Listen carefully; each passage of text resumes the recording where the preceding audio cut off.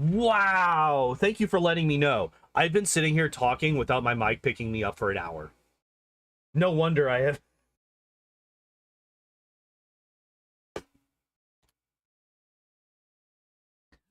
Ah! I've been sitting here. I have been live for 53 minutes. 5 of them was the intro screen. I've been sitting here for almost 50 minutes. And nobody has been able to hear a word that I've said. God damn it. Thank you. Thank you for letting me know. Thank you for letting me know. Fucking, I swear to God, I despise... Why does OBS do that? Why does OBS do that? Like, the fucking... It reset my microphone to default instead of having it be my USB mic. Why? Why would it do that? That makes no fucking sense. That's so frustrating. I should have been paying attention. I should have noticed that my fucking little thing wasn't bouncing back and forth as I talked. Oh, but goddamn, that's frustrating. Well then, I guess we get to go back and go back over the entirety of the things that I've talked about.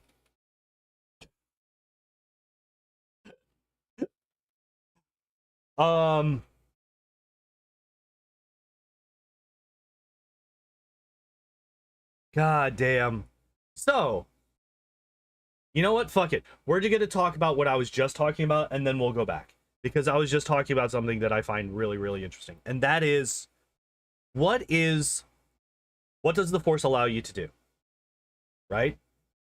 What does the Force allow you to do in the OT? What is shown? Basically, it's two things. It's two things. Telepathy, telekinesis. That's it. That's it. And what I was just talking about was the absolutely insane aspect, like argument that I've heard some people bring up in defense of some of the nonsense that happens in the sequels, as saying that I don't want the Force to, like, some people just don't want the Force to change. They don't want new things to be discovered in the Force. Which, the Force, think lightning fits telepathy and telekinesis? Okay, so I did forget about telepathy. Or the lightning.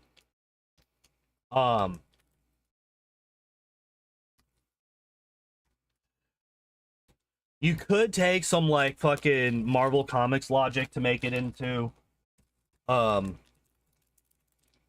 I mean, okay, so here's the thing. You could argue that. You could argue that Palpatine's knowledge and understanding of the Force is so fucking in-depth that he can use that to fuck with the molecules in the air to create an electric charge. And then once that electric charge is created, he just has to channel it into somebody. Which you can you can technically create lightning with telekinesis. You just have to have such incredible control that you can use telekinesis on fucking atoms. Which, honestly, if you go that deep, and yes, I know I'm grasping at straws here. I'm grasping at straws here, but I'm just trying to, this is an extreme edge case. But in the OT, he's literally the only one that does it. Nobody else does it. And I think the argument that the final bad guy of the fucking trilogy is so incredibly powerful that he could use the Force on something as small as an atom accurately, that's terrifying. Like, that's the thing about telekinesis and telepathy. They are so much more fucking versatile than a lot of people give them credit for. And the example that I was going for when I was muted, I still can't believe that was a thing. The example that I was going for was, what if, instead of shit like Force Heal instead of stuff like, I can't even remember half the other stuff.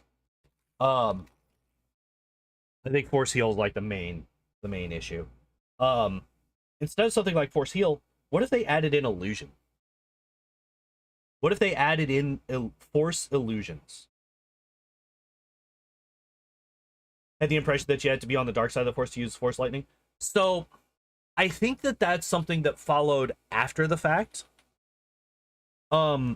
Because in the OT, there's not really any difference in force powers, right? The dark side of the force isn't shown to be a pathway to different force powers. It's only described as a fast way, the fast and easy path, right? It's the fast way to get to your power. It's the easy way to gain a lot of power very quickly, but it's very corrupting, right? The more you use it, the more you want to use it, the more you want to use it, the deeper down you go, and then, you know, it starts corrupting you and turning you evil. It's never really said that you get different powers. That comes after the fact.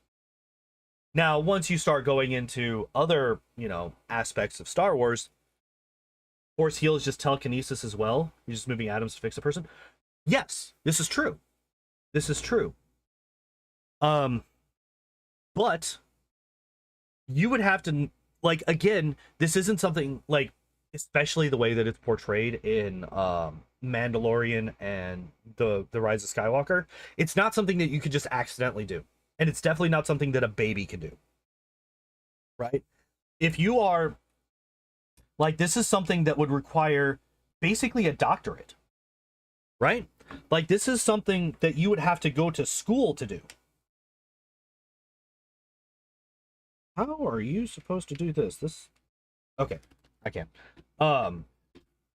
Because you would need to know exactly how the biology of the person that you're healing works. You would need to know exactly what damage was done, need to know exactly how to repair it. There's a reason that you would not want me to do surgery on you, right? Because I'm not a fucking surgeon. I don't know what the hell I would have no idea what I'm doing.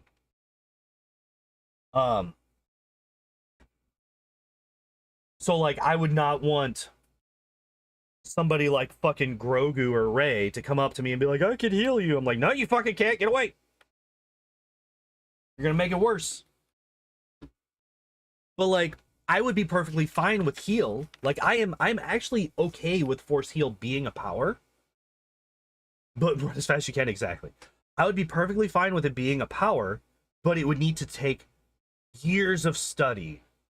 And honestly, the difference in biology between the different species in Star Wars, I would say that you would need to know that species biology specifically to be able to use heal on them effectively. You wouldn't be able to heal a Rodian the same way that you would heal a Twi'lek, the same way that you would heal a Togruta, the same way that you would heal a human, right? They're all different species.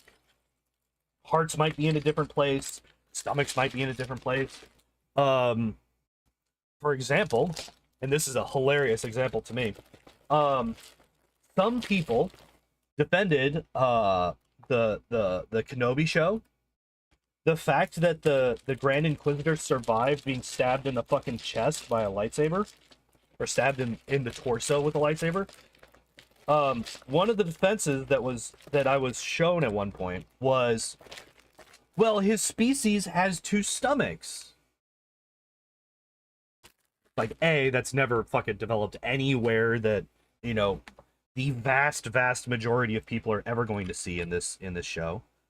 You are using outside knowledge that is not explained in the source material to explain a very important plot event in the source material. And 2, like, that just goes to show just how varied the species can be, even though they look humanoid. They look very, very human, but they are very different from humans. Right? So, like, I would be perfectly fine with force heal if it is shown to be as complicated as healing actually is. Um, so I would say that like force heal is like, why would stomach matter? It's not like other stab in the stomach. That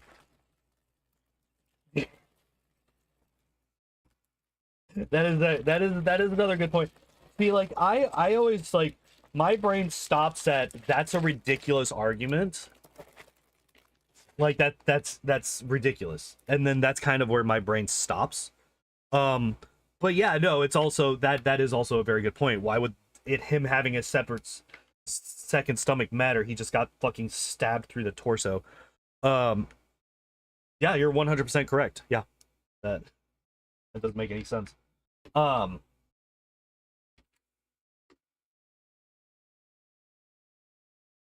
so like if it's something that takes a while, something that takes a lot of knowledge, a lot of training, I would be okay with force heal. It's not something you could just stumble upon and use correctly. Just like you shouldn't be able to stumble upon and use force lightning correctly. Oh wait, she does that too. Oh wait, Ray does that too. Like, this is why I much prefer the idea that it is like hyper focused someone surviving. Yeah, and like the thing with Darth Maul surviving, like, let's time travel and teleport back to when the Phantom Menace was made. You know, they just got done filming that scene. Turn to George Lucas. So he's coming back, right? George turns to you. You mean the guy that just got cut in half and sent down a endless pit? Yeah. Yeah, he's gonna come back. He's gonna be a crazy person with spider legs, right? And he will turn to you and tell you to get the fuck out. Like, what the fuck? Like, no, Darth Maul died there.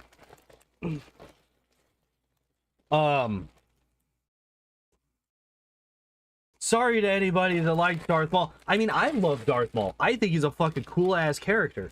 I kind of wish that he had been in the rest of the Clone Wars. But then that means that we probably wouldn't get Dooku, which I like Dooku more than I like Maul, sorry. Actually, I'm not sorry. Dooku's fucking great. I wish they did more with him.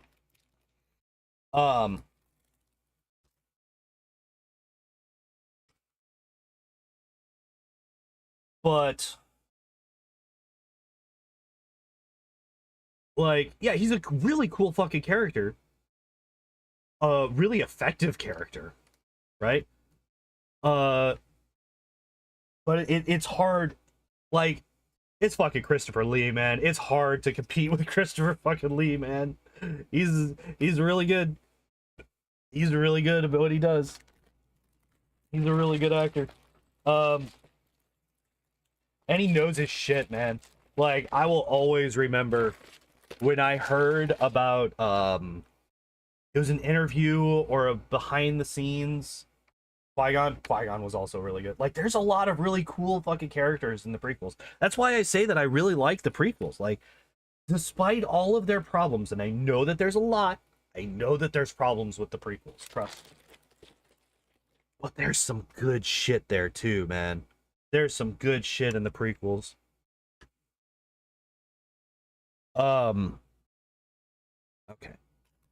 Need 2 flat 2x2s. One up here. And one right here. All right. But yeah, anyway, so there was a behind the scenes or an interview or something that Christopher Lee was doing for The Lord of the Rings, right? And it was for the deleted scene that shows Saruman's death, right? Because in the theatrical cut, Saruman just kind of disappears. He just loses his yes, exactly, Rag. Exactly, Ragatalk. It's when he's talking about somebody wouldn't scream when they get stabbed in the back, and I know because I've heard it. And it's he's like, would you like me to show you? Or would you like me to I can't remember the exact, but basically he's like, do you want to hear what it sounds like when somebody gets stabbed in the back? And yeah, it's like, god damn. Because he was like in special forces or something. Like he was like a fucking a real life badass as well as a really fucking good actor.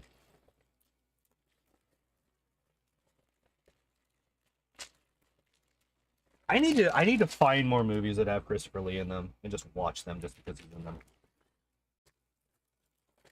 Where is this? There it is. Okay, I was looking for this.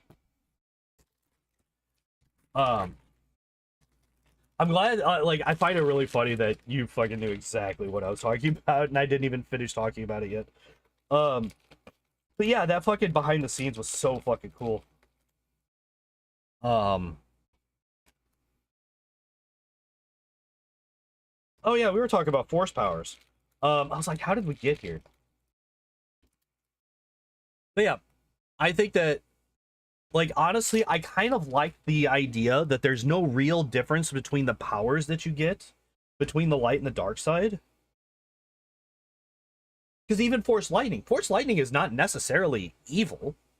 Like, it's not necessarily a bad thing to be able to shoot lightning out of your fingers. A, it's fucking cool. And B, like, you could do a lot of good with that kind of thing. Do a lot of good with that kind of power. Like, electrical manipulation, especially in Star Wars, which is like such a fucking technologically dependent universe. Like, being able to control lightning could be such an insane benefit. Um, but they ended up relegating it to evil only, which I personally think is a mistake. But hi Shelby, nope, nope, nope, nope, no cats, no cats while I'm playing with the any specific force powers that you have a big issue with. Um, trying to think if there's any that I like fundamentally disagree with instead of it just being a an execution thing. And the fuck? I didn't even know that those pieces existed. What the hell? Where are those? I haven't even seen those.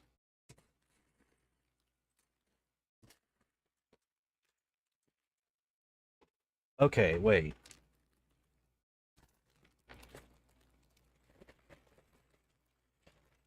Oh my god, look at this. Look at this. Look at this.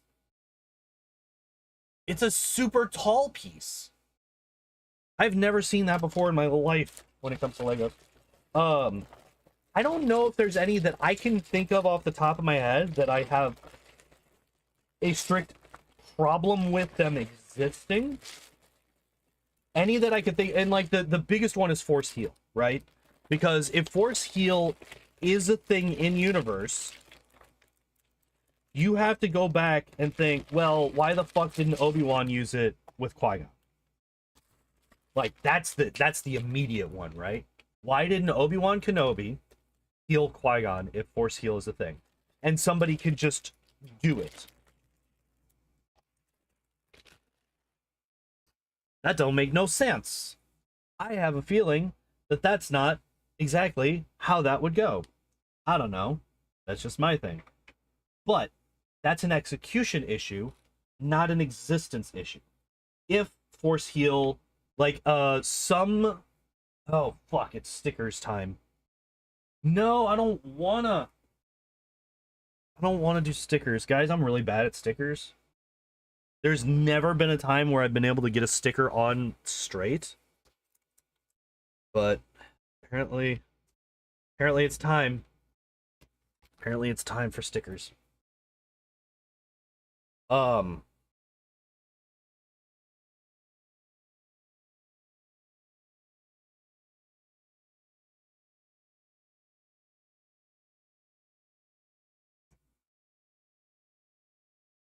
My streak of not being able to put stickers on straight continues.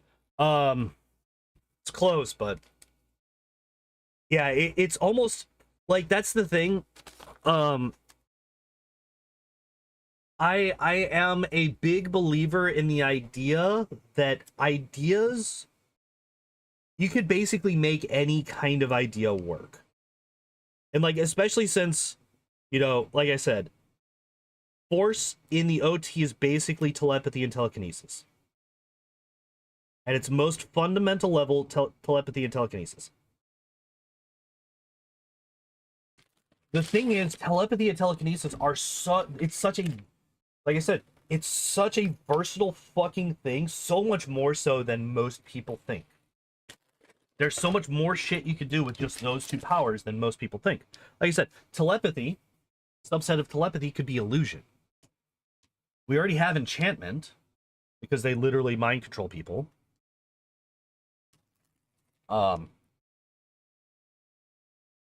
But like just flat out illusion. They see things, you know?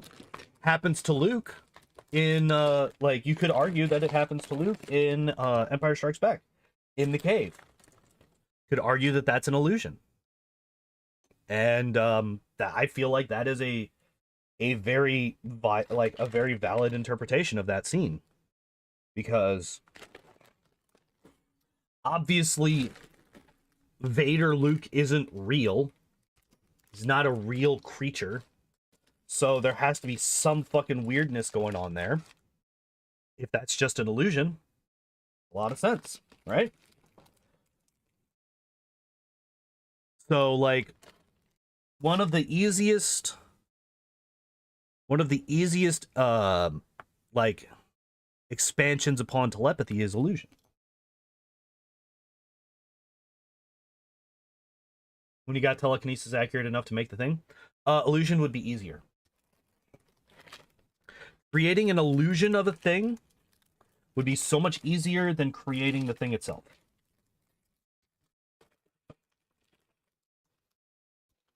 Because you would just be manipulating the target's mind as opposed to actually creating something. And it would also, you know, it goes back to just how much A, power, and B, skill you would need to be able to create such a thing. Like making like I would honestly be okay with somebody making constructs with the Force out of energy. Being able to mold things into different things. Like, imagine there's a Jedi whose specialty is, like, he's basically an artificer.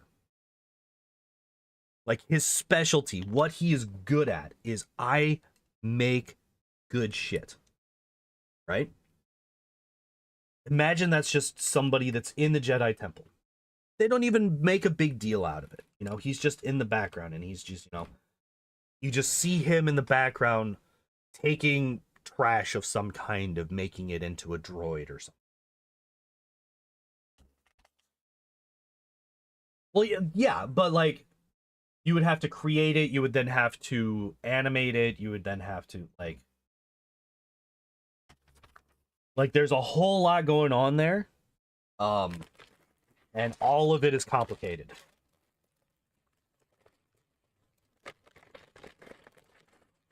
And like it would also depend on who you're dealing with, right? Because like they say that the mind trick only works on the weak-willed or the weak-minded or whatever the actual phrase is. But so like with some people the illusions wouldn't work. Yeah, like there's so much cool shit that you could do with Star Wars just by expanding on what's already known about it. Don't need to do anything weird. Well, I mean, I guess making somebody who fucking builds stuff out of the Force is a bit weird, but you know. Oh, interesting. Okay. That is this. Right, yeah. And then I thought that was in this bag. Are you in this bag? Actually, was I correct? I was correct. I see you, sneaky bitch. Yeah, like there's so many cool things that you can do that, you know, just take a bit of creativity to come up with. You know, it just takes a little bit, and then you got it. But because they just don't have it, they just don't have that creativity. What it ends up being is nothing. They don't actually end up doing anything. They end up just giving people powers because they need them for that moment in the plot.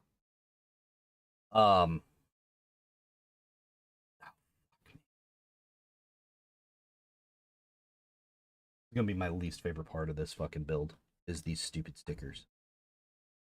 I don't want them. Well, gotta do them, right? But yeah, like I feel like, yeah, telekinesis drawn to extremes. Yeah, like telekinesis. It blows me away. It blows me away that people are like telekinesis is like super limiting. You, sir, or madam, are one of the least interesting people.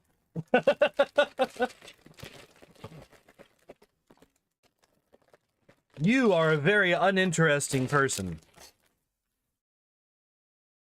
Yeah, because fucking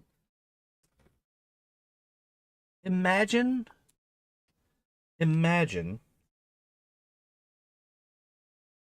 all of the, and like what I would love to see, because like here's one of the things that I'm not a huge fan of in the prequels. All of the Jedi basically have the same, they basically have the same power, like powers, quote unquote, right? Like they just do the same shit as everybody else. Everybody does the same thing. Everybody has the same skill set. It's like, no, no, no, no, no, no, no. You have such a cool fucking thing going. Have specialists. Like the only specialist, the only like different Jedi is the fucking librarian lady. And like we don't even know if she's actually different or if she just chooses to be a librarian lady. Like if there were specialist Jedi, people dedicated to healing. And then like you could even go and be like, all right, so fucking when Qui-Gon got stabbed, Obi-Wan tried to heal, but he just doesn't know it. He just doesn't know how. He does not have that particular skill. He does not have that knowledge that he needs to be able to do that. And, you know, like, having specialist Jedi, people that are like, all right, I am, like I mentioned, an artificer. I am a healer. I am, I don't know, fucking, fuck it, a psychotherapist. Imagine somebody who's telepathic helping you deal with your issues. Somebody that can truly get in your head and help you. Like, imagine somebody like that. Like, they're not gonna put that in a Star Wars movie, but like, how useful would that be? And they don't play with any of it. It's the all the day we're able to do everything. Well, what I mean is when I say that is there are no people that specialize in specific fields of the Force. There's nobody who's like, I am the best at this very specific thing. You know, like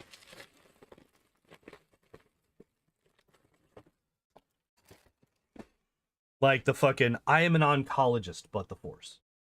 You know, like same base skill set for they had centralized power structure. Yes, but like even still, like everybody that's a high school graduate should have should have basically the same training and understanding and skill set. And then you go to college, and then you diversify. Right? People going up through college, up through high school, basically have the same training. Right? They have the same stuff. It's only once they get to college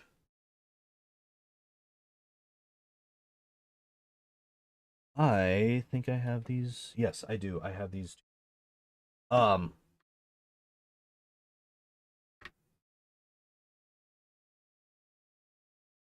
return lightning. Very, very, very true. Very true. Um, but like, I guess I just want to, like, I just want to explore that world more. I feel like that world has so fucking much to offer, and they only ever. It's getting a little warm in here. They only ever offer such tiny glimpses into it. And it's always the same subsection of that universe that they glimpse into.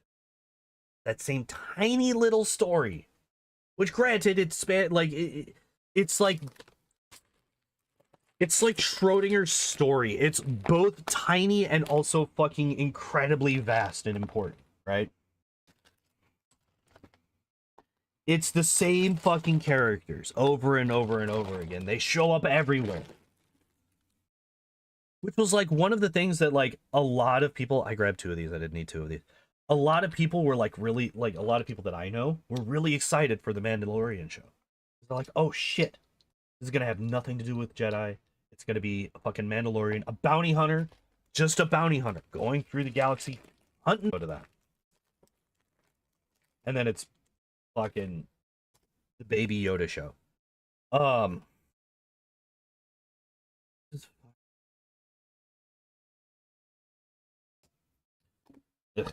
whatever. Um,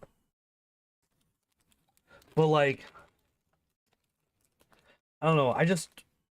I want to explore the potential of the Force.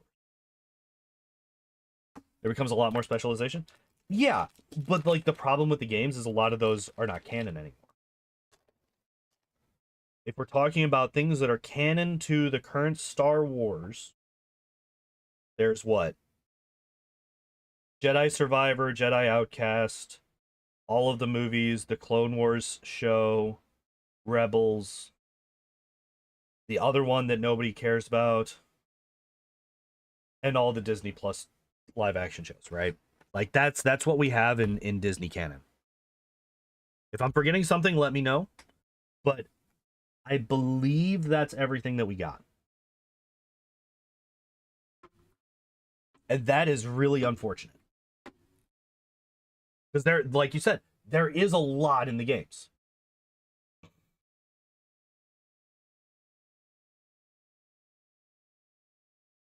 There is a lot in the games that we do not have in the current canon of the universe. Disney that's not canon. Unfortunately, I mean, like there's arguments, right? What is canon? What is not canon? Like I honestly don't consider most of Disney to be canon. I can take like even Rogue One, which I think is like the best of the Disney Star Wars movies. Rogue One does do damage to A New Hope, right? Because in A New Hope, Vader says something like, "We intercepted."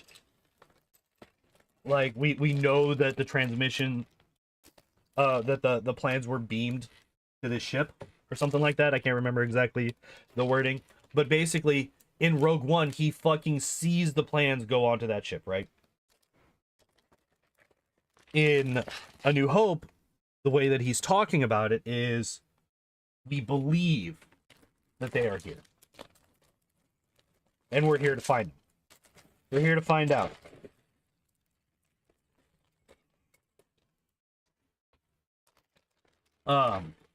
Which is a big difference. It's a big difference. But like, a lot of Rogue One, pretty fucking cool. I like it a lot. for the most part. It's actually the only Star Wars movie outside of the OT, the prequel trilogy, and the Force Awakens. It's the only one that I have the Blu-ray of. Where is this fucking piece? What the hell? There's no way it's in one of these bags. No shot. No. Not in this one. No. So it's in one of these bigger bags, and it's just being fucking stupid. There you are. All right, found it. Yeah, oh god damn it, the Force is just such a fucking cool concept, and they just don't do anything with it. They just do nothing with it. Drives me crazy. They just make it, it's magic, and everybody has it, and everybody could use it regardless of any actual fucking understanding or training or practice or anything. Fuck it. It's like, no, don't do that. Don't make it. Did I see the Obi-Wan show? Nope. I've seen coverage of the Obi-Wan show, but I've not watched it.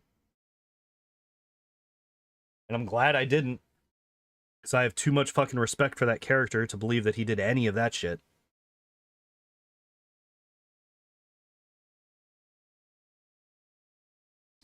All right, now where do you go?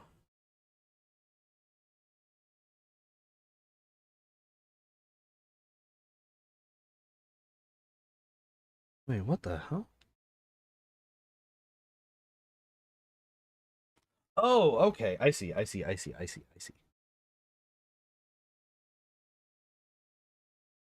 Wait. Oh, no. Okay, so it goes like this. Gotcha. Okay. Uh, training required shit. Yeah. No training required is so fucking stupid. It's like, and well, okay, so here's the thing. There's the no training required shit, but then there's also Ahsoka, where it shows real sad is not. Yeah, it's like, dude, of all of the shows to not stay on Tatooine, right? Mando keeps going back to Tatooine. Boba Fett keeps going back to Tatooine. Obi-Wan, the person who should stay on Tatooine, gets the fuck off of it in the first episode. Doesn't come back until the last. What the fuck?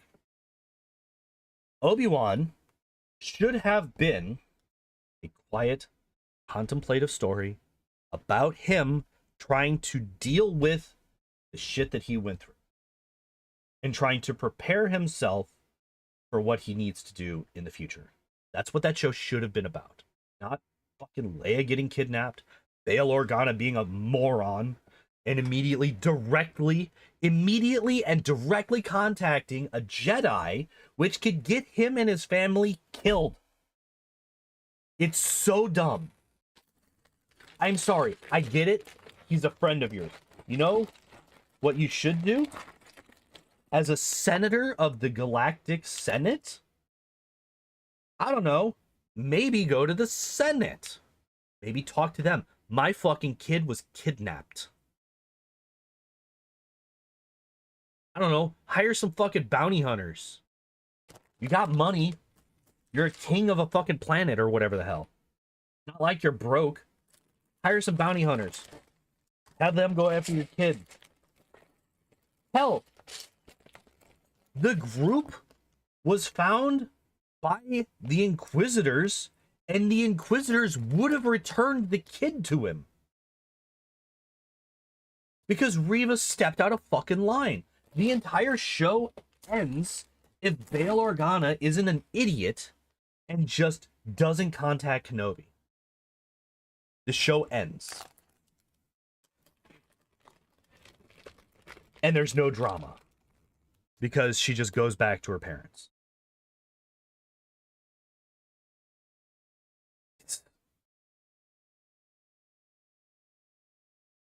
How? How do you do this?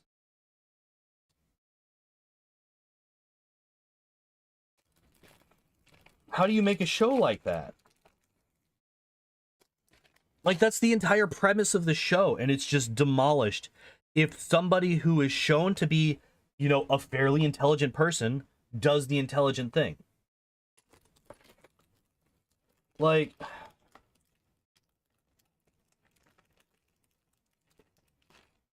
I like how I had like 5 things left on this list. I'm not going to get to them. Fuck it. We're just talking about Star Wars in general today. We're not talking about TFA anymore. We're talking about Star Wars in general. I don't give a fuck. 0 fucks given. Ah, shit.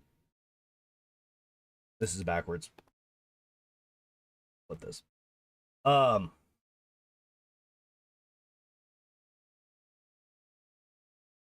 Yeah. Dude, Kenobi was bad. Kenobi was bad. Oka was bad. Mando's bad. Boba Fett was bad. Are any others? Am I missing any? Can't even remember what all fucking shows there are anymore. I don't care. They're all bad. Sorry.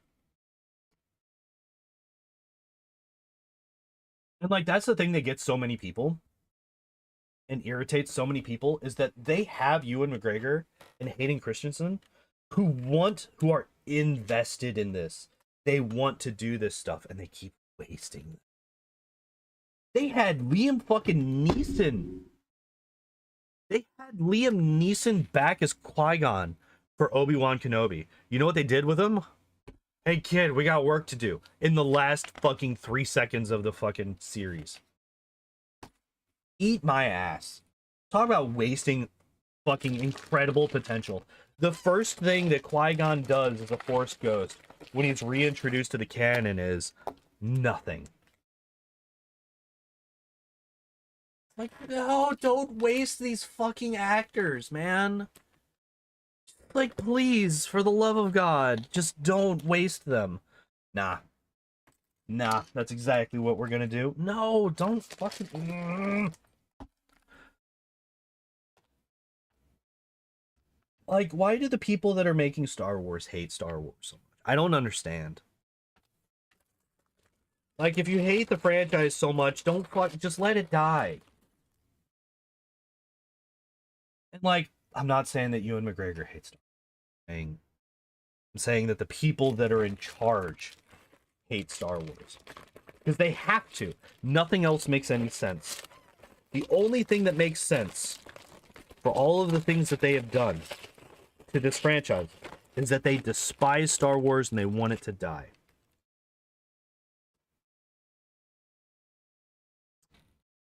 I'm going to tentatively have that out. I don't think that that's the correct one because this is red and this is very obviously orange. But I'm not seeing any orange pieces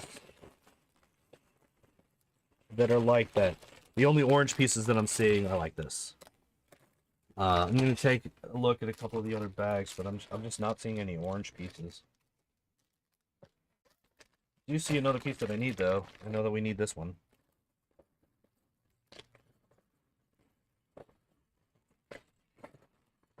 Like, that's the kind of stuff, like, that's the kind of shit that has me so fucking sad about Star Wars, is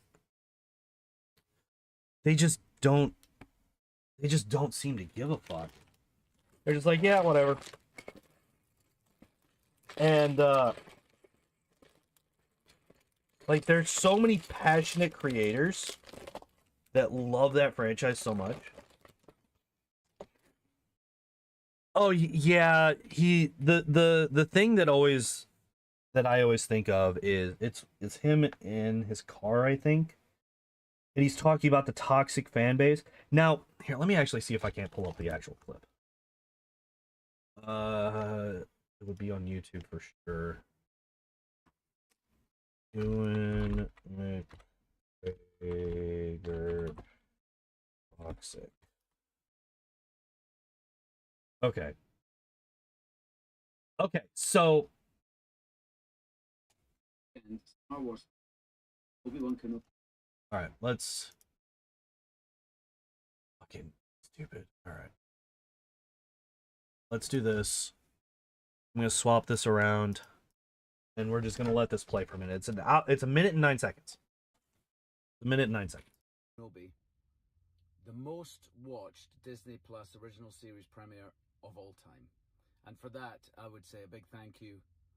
And it just goes to show what this family can do when we all pull together. However, it seems that some of the fan base from this influential fan base have decided to attack Moses Ingram online and send her the most horrendous racist DMs. And I heard some of them this morning and it just broke my heart. Moses is a brilliant actor, she's a brilliant woman, and she's absolutely amazing in this series. She brings so much to the series, she brings so much to the franchise, and it just sickened me to my stomach to hear that this had been happening. I just want to say, as the leading actor in the series, as the executive producer on the series, that we stand with Moses. We love Moses. And if you're sending her bullying messages, you're no Star Wars fan in my mind. Okay. That last few seconds, you're no Star Wars fan in my mind. That's the clip that's been sent around so much. But it's taken out of context, right? And like even some people that I watch have used that clip. And that's why I pulled this up, because I wanted to make sure that I had the context for it. And yeah, don't fucking send racist messages. Don't be a dick. Like, you can criticize the show without being an asshole. And like, obviously I have criticisms for the show. I'm not a fan of it. I'm not going to attack the actors, because that's fucking shitty. That's a really shitty thing to do. I feel like that's really dumb. Don't attack the actors for acting the parts. So yeah, that's why, because like I'm fairly certain that that's the clip that you were talking about, Ragatalk, and that's why I wanted to pull it up, because I wanted to make damn sure that I had the context for it.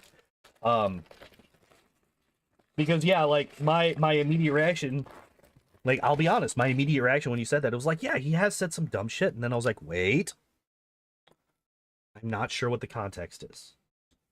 Make sure, let's double check, because it's always good to get the full context. Yeah, I think the color is just off on this one.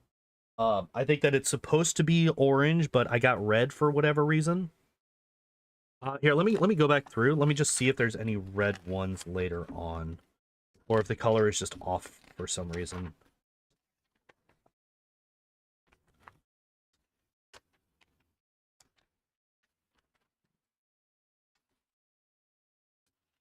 God damn, these go for a while.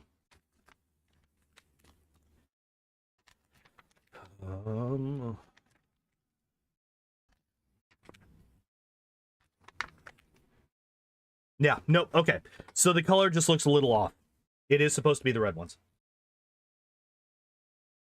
About the actor strike.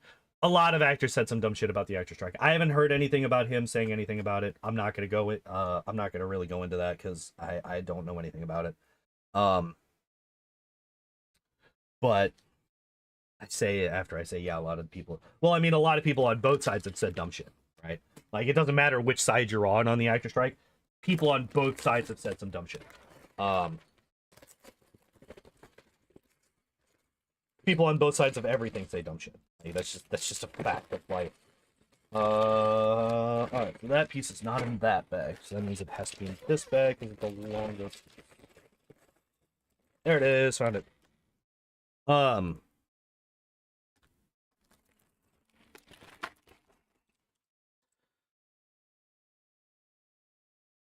Get on there. Why are you being stubborn? So yeah. I don't even remember what I was talking about before then. But yeah, so basically what I expected from an Obi-Wan Kenobi show, what I hoped to see, obviously it's not what we got. Which is unfortunate, right? I'm not gonna be somebody who's like, well, you know, just because I thought that it should be this way and I didn't get it, well, that's fine. No, I wanted a thing. I didn't get the thing. That is unfortunate, because I think that thing would have been better. And I have I see no reason to pretend like I don't think that what I wanted would be better. Because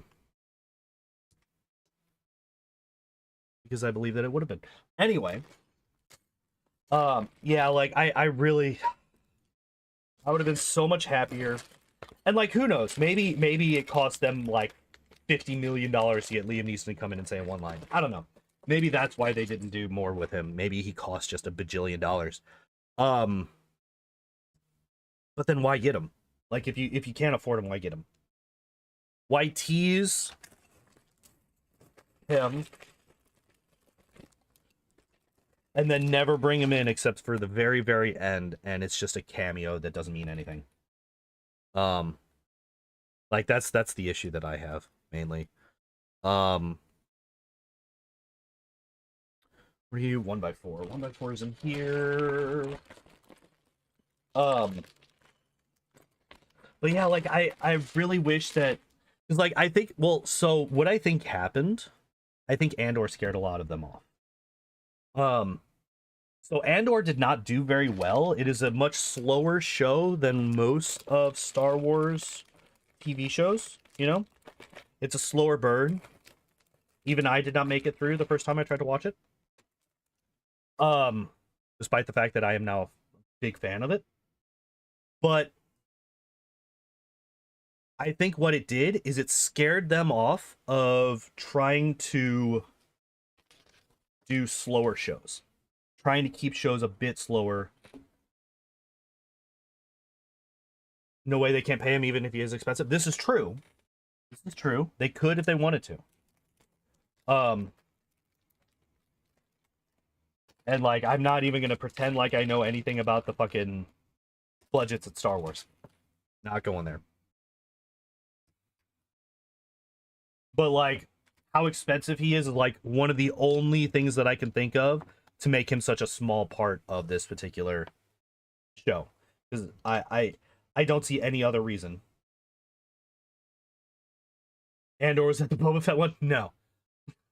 Not quite. Andor was the good one. Andor was the one that I would recommend. It is a slow burn.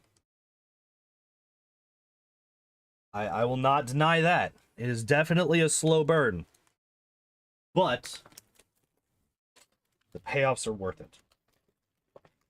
But the problem is it was not received well. It was not very popular when it came out. A lot of people were not huge fans of it. I don't actually know if that's supposed to be... Like, I feel like the coloring on this is slightly off sometimes.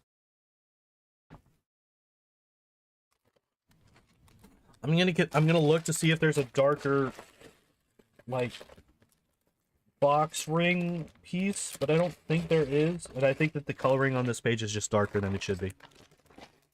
Which makes sense, because that's the same page that has these as... Like, I don't know. Like, I feel like the coloring is just a bit off sometimes. Completely passed you by. I highly recommend it. Like I said, it is a slow burn, so if you're really not... I'm gonna take these off. I'm not actually listening to anything. If you're really not a fan of slower stories, then you're probably not gonna like it. But it's got some really, really good shit in it. Where were those?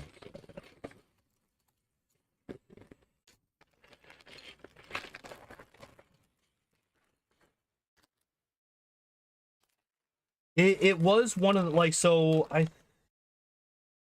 Andor came after Book of Boba Fett, I think.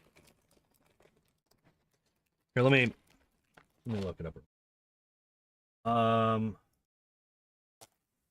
Star Wars Disney shows release time.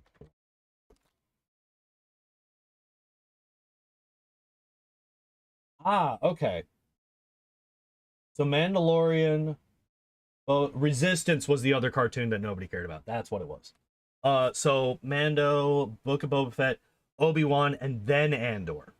Andor apparently was the wait, was it? Oh wait, that's in fucking no.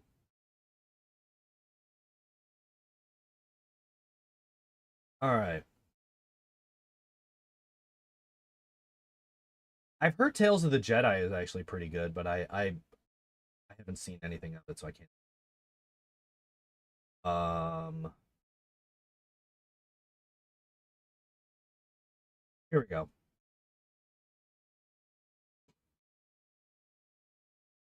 Okay, so yeah. Obi-Wan Kenobi, May 27th through June 22nd. Andor Season 1 was September 21st, November 23rd, 2022. So, yeah, it came out. Yeah, so it was Book of Boba Fett was December through February. Obi-Wan was May through June of 2022. And then Andor was September through November 2022. And Andor Season 2 is supposed to be out in August of 2024. That'll be so yeah, that was that. Um Book of Boba Fett was the last Star Wars thing I saw. So I didn't watch anything after Mando season 2. I got to the end of Mando season 2 and I was like, nah, I'm kind of done. I'm kind of over it. Um and then oh. This, right? This one? Yeah.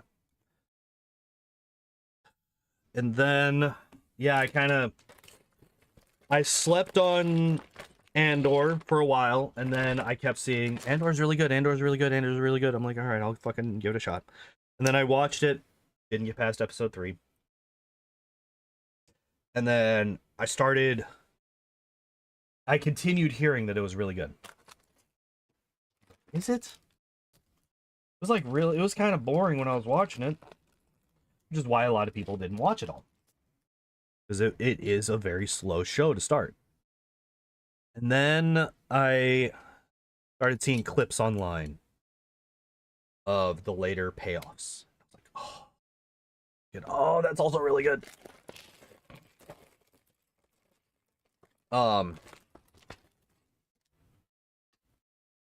So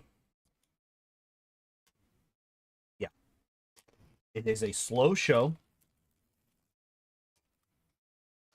but it's worth it. And um it's Andy Serkis back in Star Wars. You know, they kind of fucked him over with the whole him being Snoke thing. Kind of fucked him over on that. But they brought him back and they gave him one of the most impactful things that happens in that show and one of the most impactful things that happens in Star Wars in a very, very long time, in my opinion. So there's that. They actually treated him with some fucking respect. That's nice. I like seeing good actors treated with respect. Why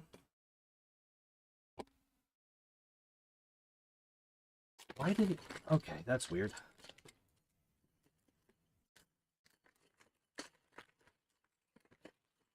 Where's the last one? There it is. Yeah. Recommend Andor for sure. 100%. It is good stuff. It is good stuff.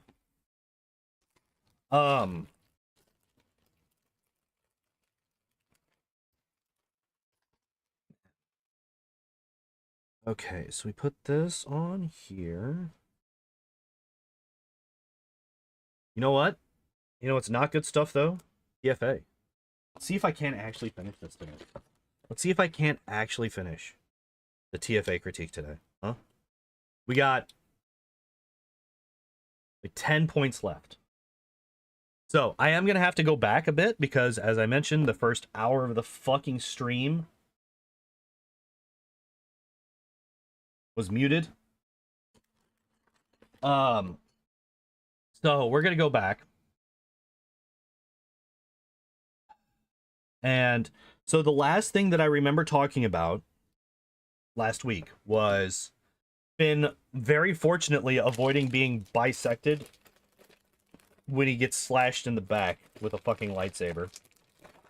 So Kylo was just perfectly distanced so that he can graze Finn's back without doing any serious damage. So that's lucky. That's lucky that he got just the tip.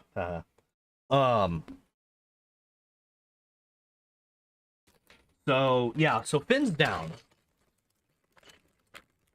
Lightsaber falls to the floor, right? Lightsaber falls to what the fuck? Okay, so that goes in here. Lightsaber falls to the ground. It's in the snow. And like it was in Hoth. And Kylo starts pulling on it. The woman in the Mandalorian, can't remember what she said, but a lot of people got angry that. Oh yeah, so Cara Dune. Yeah. Oh god, what's the actual actress's name?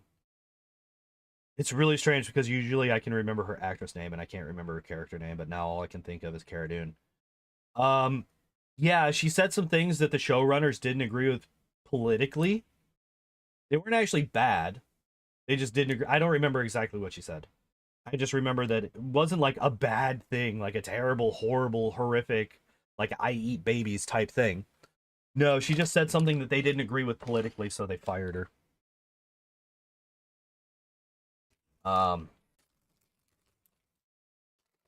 So that's cool.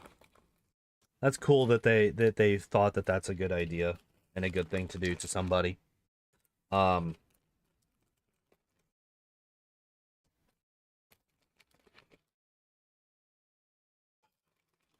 But yeah, so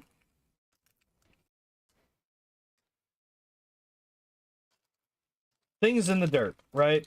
Lightsabers in the snow. Kylo's force pulling on it. For whatever reason, he can't just yoink it out immediately. Don't know why, but fuck it. Doesn't matter. Should, but it doesn't. He,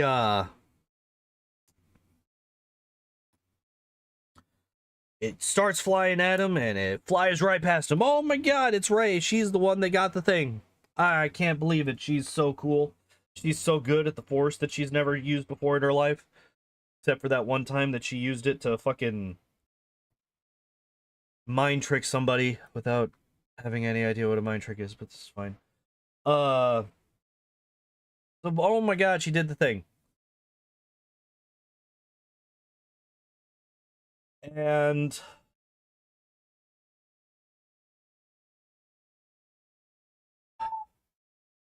yeah.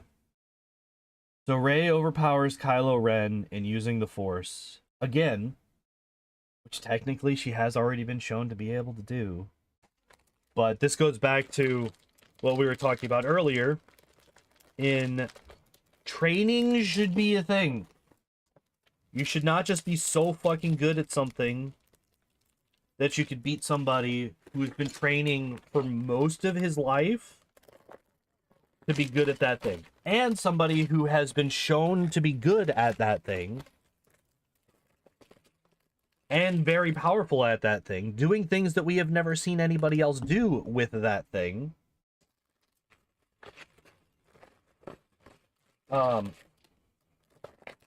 Before he was introduced. So yeah, she just overpowers Kylo Ren. She has the lightsaber now, and they fight. Oh my god, they're fighting. They're swinging their swords. The choreography's trash. That's not a contrivance. That's just bad choreography. Neither of them know how to fight. Oh, the other brown piece goes there. Oh, there's a third brown piece. I did not realize. There. This.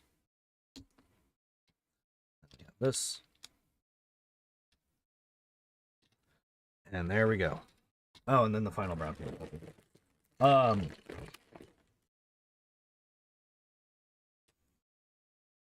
Pretty much all the fighting was trash.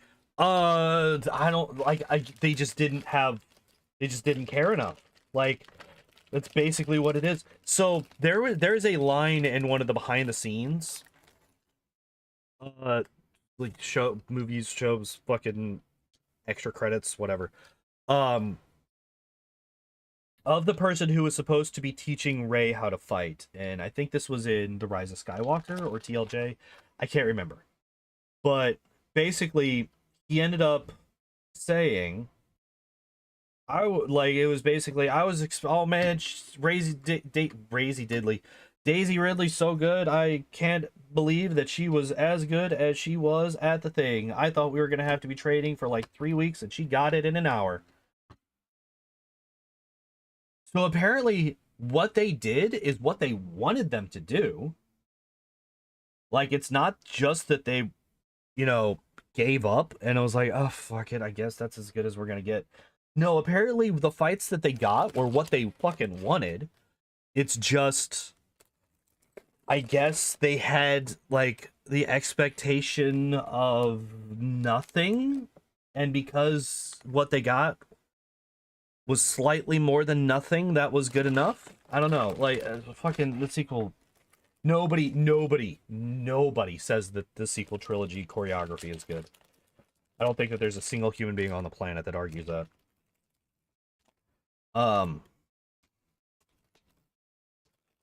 But what will be argued periodically is my next point. Because I'm arguing it right now. Haha. So they're fighting, right? Kylo Ren is winning. Good. He should be winning. He should be winning. Now, okay, actually, this is something that some people argue. Well, the only reason that he lost is because he was wounded. And then those same people will turn around and argue, well, of course he won the fight at first. Sith draw power from pain and anger and rage. And that's why he's fucking punching himself in his bullet wound. Like, that's basically, that's the only thing that I can really call it, is a bullet wound. He got shot by the bowcaster, right? Get shot by the bowcaster, and this, I just found out that this is not the right piece. It is too short. This is the right piece. Gross. So yeah, remember when he got shot by the bowcaster that explodes things whenever it shoots them, but it didn't explode Kylo Ren when it shot him? Yeah, so that injury is both crippling him and making him easier to beat, and also giving him strength, which allows him to actually be able to fight here.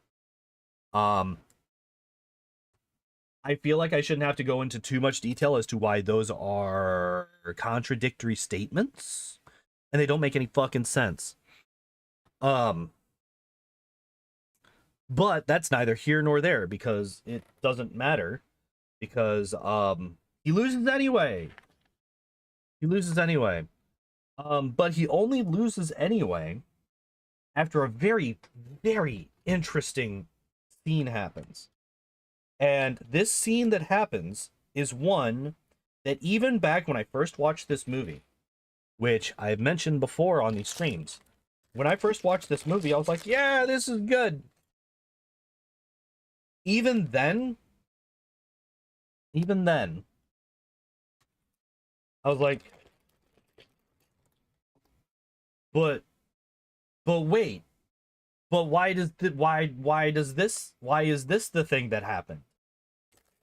How is she still alive?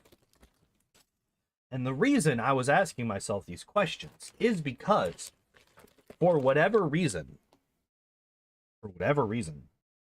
they decided that they were going to have Daisy Ridley, while in a sword bind with Kylo Ren, his sword is like in 3 to 5 inches from her fucking face. She decides that she's going to close her eyes. So first off, I don't recommend closing your eyes whenever you're in a sword fight with anybody.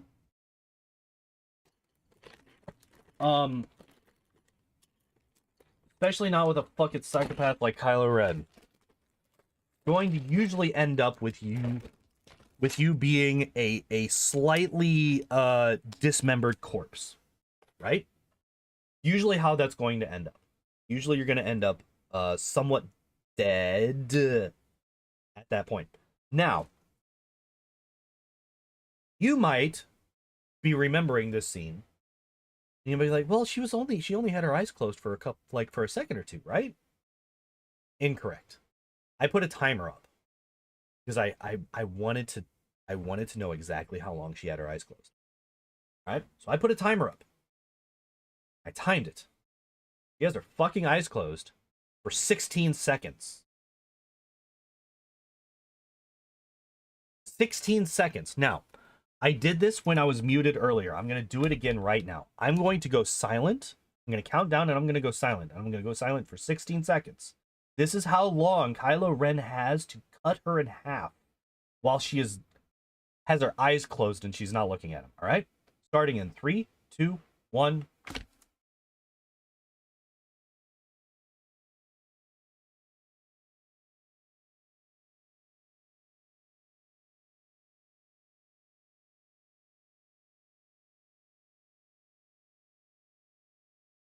That's how long he has. That is the amount of time that he has to kill her while she has her eyes closed right there.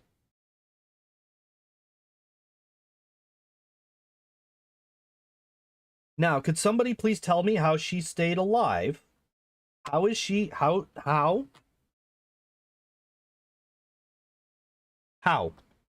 That make no sense. This no make no sense. I do not understand. Yeah, it's fucking bonkers, dude. Like, it's crazy. But fortunately for her, Kylo forgot how to swing a sword. So you can hold him in a bind to begin with. Yeah, like he's been shown to be stronger than her in this fight so far.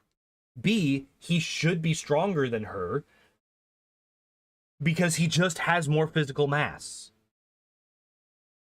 Now, I'm not saying that she's weak because she has been shown to be a survivor. She has been shown to be decent at fighting. So, she's not going to be a complete pushover. But he is going to be able to out-muscle her. If she goes toe-to-toe with him in brute strength, she loses every time. And that's without taking into consideration the fact that he is currently using the Force to, like we were talking earlier, he's using the Force to augment his physical abilities. So he is even stronger than a normal person would be. Despite his injury. Despite his injury, he is stronger than a normal person would be at this point. Yet she is able to hold him in a bind, not for 16 seconds. 16 seconds is how long she had her eyes closed. She had him in that bind for probably 30. Because they talk back and forth beforehand. Right? So she does all of this.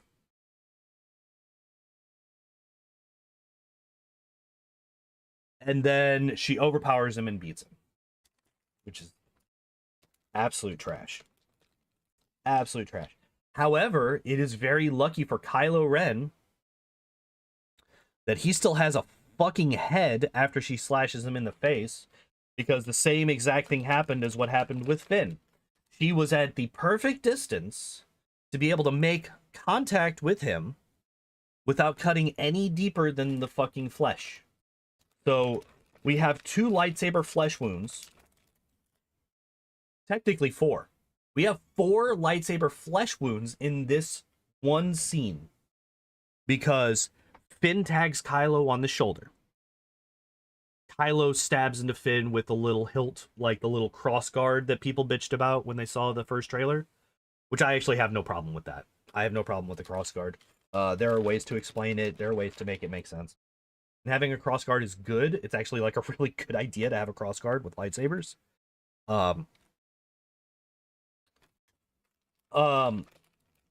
Because otherwise, you know, whenever they get into that bind, you could just, you know, slide your fucking lightsaber down and chop off their hand. But, you know, that's fine. It's whatever. Don't worry about it.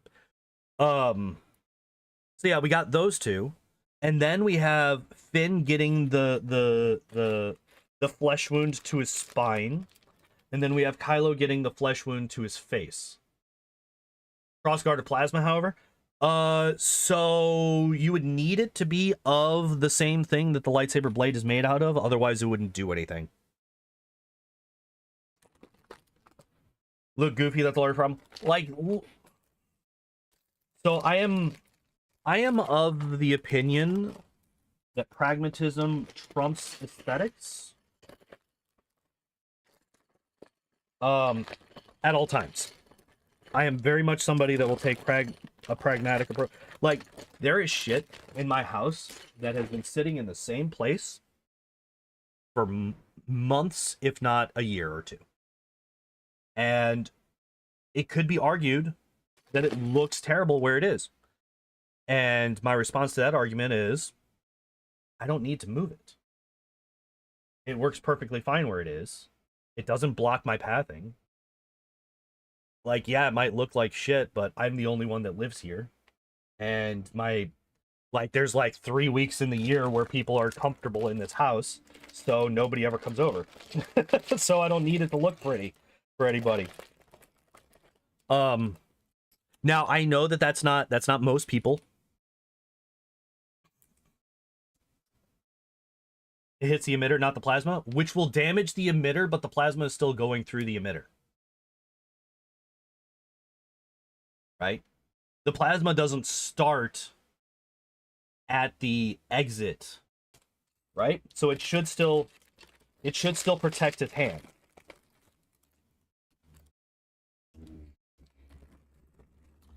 Unless I'm mistaken, I believe that that's how that should work. It's like any lightsabers that we've seen, like what lightsabers have we actually seen get cut?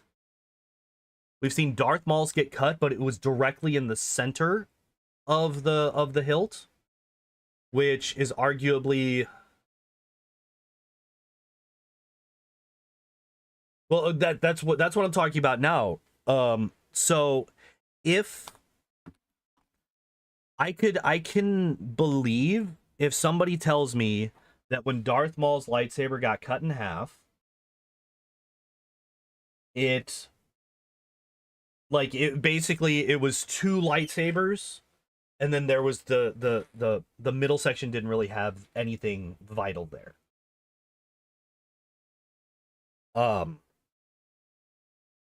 So I can be convinced that that is a thing, because that would kind of make sense. And I'm trying to think of other lightsabers that have actually been cut in half. Not smashed. Not ripped in half and exploded, like in TLJ. It's like in Attack of the Clones, Anakin's lightsaber gets smashed by the droid makey machinery. That's not cut in half. That is smashed. That is different.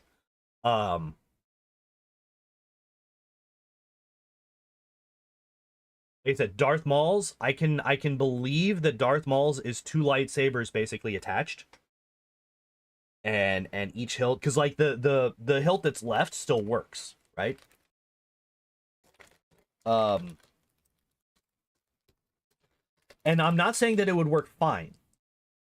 I'm saying it would work well enough, because like, here's the thing. If something saves your hand, but it is damaged, that is a win. Right? Because if that thing is damaged, but it allows you to win the fight, and then you can repair it later, you win the fight. You still win. You still save your hand, right? So I can believe... I need a 1x1. That's what I'm saying. It was cut and stopped working. I'm trying to think of one. So what lightsabers have we seen? Qui-Gon's didn't get damaged. Obi-Wan's didn't get damaged. Neither of Luke's got damaged. He just lost his first one because he lost his hand. None of Vader's ever got hurt. Um,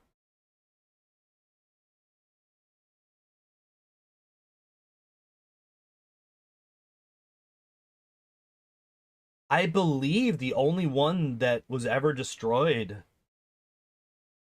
was Anakin's in that scene. I'm trying to think if there's a different one, but I'm fairly certain that the only one was Anakin's in that scene. Um, Again, if I'm wrong, please feel free to correct me. Like, but I believe that's the only one.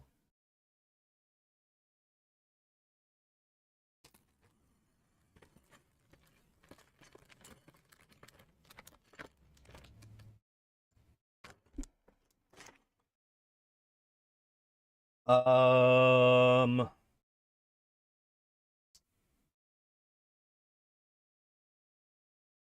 what were we talking about? What was I going over? I was talking about the flesh wounds. Oh yeah, because Kylo had just gotten slashed in the face by a lightsaber, but he survived. Oh, and then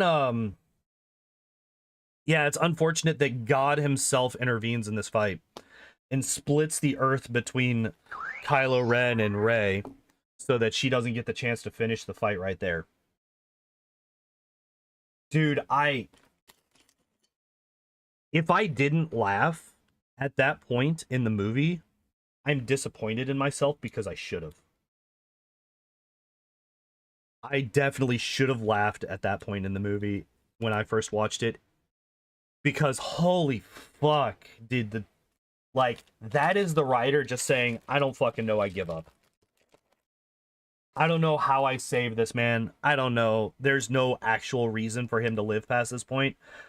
Fuck it. The ground opens up beneath them. I get it. The planet's exploding. But the odds of that specific spot splitting at that second. Nah. Nah. No thanks. Nope. Don't believe it. Not in a billion years. There's no way you'll ever get me to believe that. Ever. Not happening.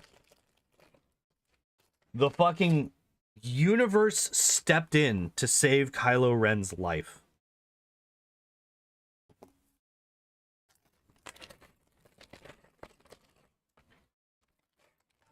But it's fine, because otherwise we don't have a movie series, because why would you want to do the thing? Like what? I don't even know what I'm saying at this point. Like my brain is just fucking melting. Um all right, and then we push this in? Oh, we have stuff to put on first. Okay. Window dressing.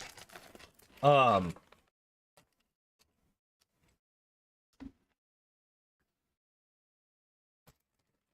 Oh, wait, nope. We need 2 of these.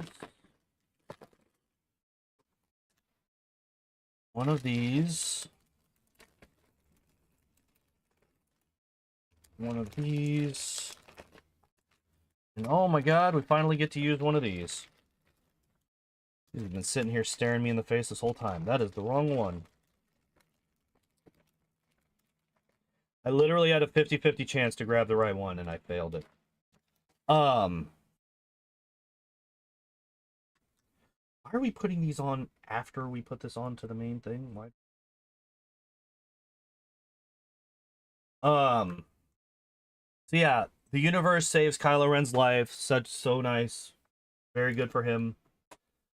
Unfortunate for all of the people that he murders after that, but you know, sometimes you got to make sacrifices to have your story, and logic is usually the first to go.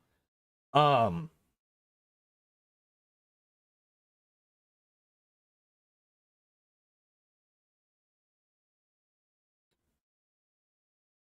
yeah, and then my next couple of points are, man, it's really really fortunate that despite the planet exploding around them, despite the entire planet exploding around them, Rey gets found by Chewie, and Kylo gets found by Hux, and they are saved moments before the planet explodes. Man, that's lucky. That's super fucking lucky. Otherwise, they're fucking dead. But it's fine. It's fine.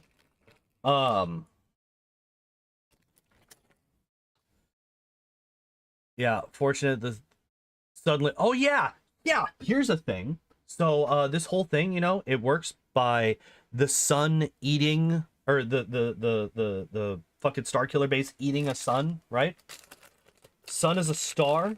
Star is a lot of mass. You know, they go into this. They're like, well, the only way that we can deal, like the only way that the planet can handle that much energy and mass is by having the oscillator, which is what they blow up to save the day. Well, it's real fucking lucky that that star decides to stay planetoid size, not planet size, because remember, we looked this up. Ilum is not big enough to be considered a planet. It is 660 kilometers in diameter. Planets need to be like 880 or something like that. I can't remember the exact numbers. I just remember being absolutely astonished when I found out that it's not big enough to actually be considered a planet. By scientific means. More stickers, yay. Okay. But we're almost done with them. We only have 1, 2, 3, 4 more stickers to go. Small that star would be bad news. Yeah, it's really fortunate that everybody is able to escape that star's gravity well.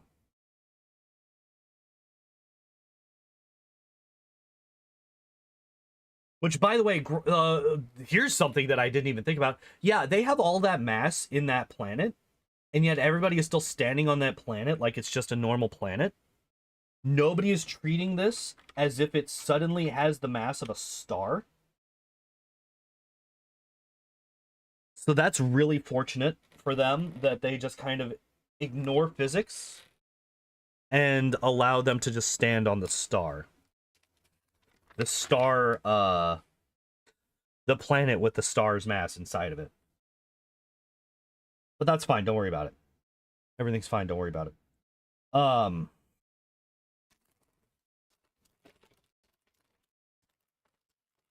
But yeah, so also, you know, if the star had re-expanded to the size of a star, it would have immediately engulfed literally everybody, and everybody dies.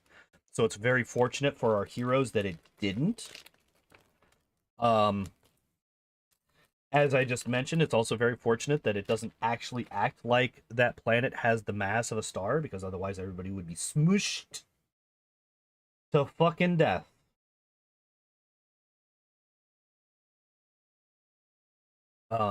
Instead of just being able to stand on it and walk around, like, it's just not something that you would be able to do. All right. We're gonna grab a whole bunch of these. We need 3 of them. We need 4 of them. I lied. 1, 2, 3, 4. So yeah, they explode the Star Killer base, and it somehow doesn't kill them in return, which is nice of it. Called neutrons, yeah. Look, don't worry about it. Everything's fine. Don't worry about it.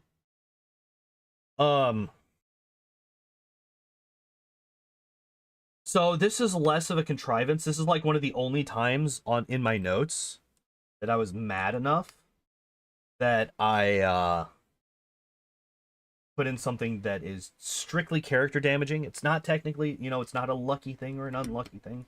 It's just something that's so stupid that it pissed me off. Leia, when they get back to base, walks right past Chewbacca, who she has known for 30 years now. Known for 30 years now, and is, you know, like her husband's best friend. her now dead husband's best friend, somebody that she has an insane amount of connection to, walks right past him, even look at him, walks right past Chewbacca to hug Rey, who she has never fucking met in her life. They have never interacted. They have never met. They have said 0 words to each other. And yet, Leia walks past somebody that she has known for decades to hug this literal who. I'm sorry, that fucking makes me a bit upset. Because that's bullshit. Bullshit, and it's so fucking stupid. It's like one of those things where, like, I'm trying to stay mad at it, but it just fucking makes me sad. It just fucking makes me sad when that shit happens, because it's like, fuck me, man. Like,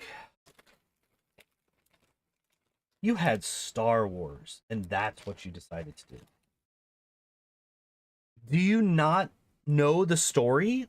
Do you not know who these people are? Because I'm pretty sure that they just fucking don't. I'm not even sure that they rewatched the movies before making theirs. I could very easily believe if somebody came up to me and they told me, you know, I heard 10 times 12th the gravity of Earth. Yeah. Yeah. You know, they're just walking around on it all jauntily.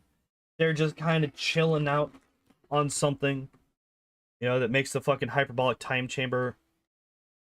Yeah. 10 to the 12th. Or 10 raised, yeah, 10 to the 12th power. It's a lot of fucking zeros. It's a lot of fucking zeros. Yeah. But I'll go back to what I said before, that fucking J.J. Abrams said in an interview about this movie. The Force Awakens is not a science lesson. Thank you for giving so many fucks about your work that you can't even be asked to try. Can't even be asked to spend the amount of time needed to make sure that your script makes even the slightest bit of sense. Thank you for that. Anybody that pays attention to facts, anybody that wants... It's called sci-fi for a reason. Yeah, science is in sci-fi. Sci-fi. Science fiction. Yes, it doesn't need to make entire sense, but the laws of physics should still, you know, if you don't have something very specific that is countering them, the laws of physics should still be followed. I don't know. I feel like, you know, that just, to me personally, I feel that that's how, yeah, internal. So that's the big thing. Internal consistency. That's the big thing. And that's the thing that nobody in the sequel trilogy gives a fuck about. Rian Johnson sure as fuck didn't. JJ didn't. Nobody gave a fuck about internal consistency. Like I said, I'm not even sure they watched the OT. Like, not even getting into did they watch the prequels. Did they even watch the OT? Watch the universally loved movies and just fucking follow the rules that they put in. Think about the implications of the things that you're putting into your movies. Because, like, here's the thing. Star Wars has, like, imagine a spacefaring species, right? These guys have, they did not just discover space travel, right?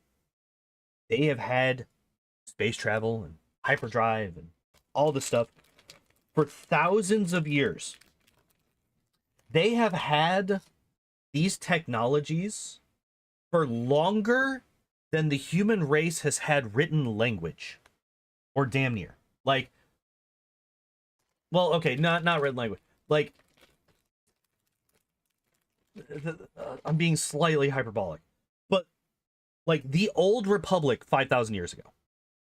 The old Republic, as in the timeline that Knights of the Old Republic takes place in, where technology is almost exactly the same as it is in like quote unquote present day Star Wars. 5,000 years later. You know what that tells me? That tells me that technology has gotten to the point where it has become stagnant, which means that there is not really that much more technological development happening, because they've kind of just peaked. If that is the setting, then you need to justify the tech tree is complete, exactly. You need to justify, and you need to put a lot of work into justifying any technological advancements. Because, like, what is the actual difference between an Imperial era Star Destroyer and like one of the proto Star Destroyers that they show in the prequel era? They're a bit bigger and they got more guns, right? There's not really anything technologically superior there. They just have the biggest ships. And having the biggest ships is kind of a big deal, right? So, if that's the case, well, what about the Death Star? Well, who the fuck in their right mind is going to blow up planets? Like, who has the desire to blow up planets?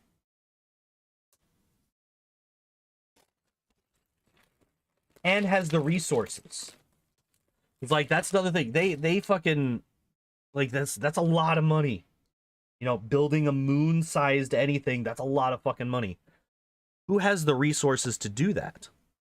And the desire to do that? Think there's some lost technology in, like, maybe. I'm not like super up on the Old Republic stuff, so I could be missing some stuff there. Like, sure, I can believe that. Am I missing a piece? I am missing a 1x3. Where is my final 1x3? Are you in here? You are in here. Gigafactory that made ships from nothing or something like that?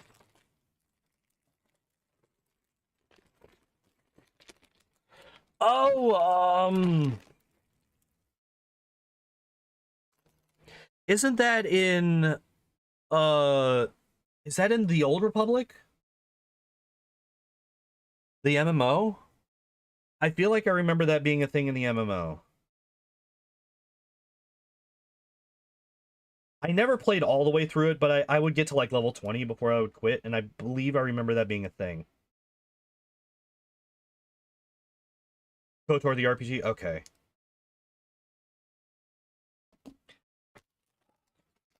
Maybe I'm misremembering. Maybe I'm just thinking of KOTOR.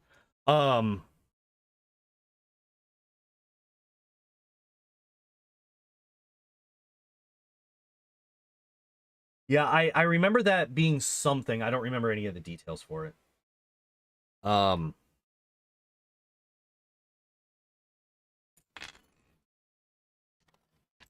Yeah, I'm trying to remember anything about it. I'm just coming up with a blank at the moment, so I'm just gonna kind of move on.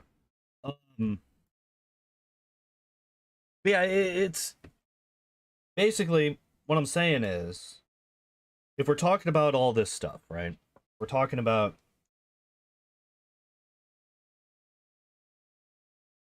what am I trying to say? What was my original point? I was talking about technology and stuff, but but I don't remember why I was talking about technology and stuff.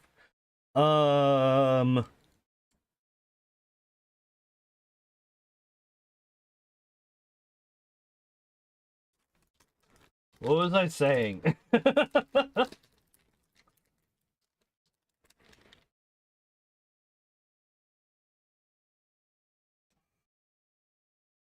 Fuck. Yeah, it's just gone. It's just gone forever. Never to be seen or heard from again. Oh shit, this is the wrong capstone. This is the wrong one. This is not what I wanted. This is what I wanted up here. So what I'm gonna do is I'm gonna go back to my list. Because that's kind of what I've been doing whenever I run out of things to talk about.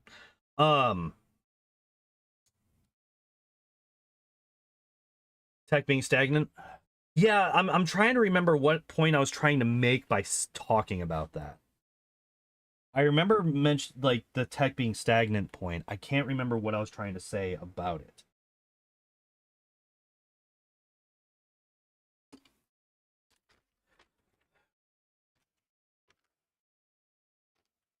Uh-oh. I think I am missing a 1x3. I think I am missing a 1x3. We've got this one here. But I should have one that's this color. This is not. This is a different. This is a darker gray. Oh wait, there is. Okay, so we got two 1x3s. All right, I'm gonna look forward. Are we just gonna have one that's slightly discolored?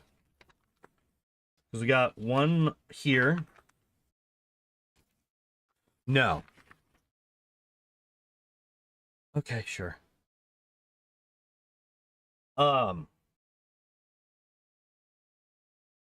Came in the newer releases.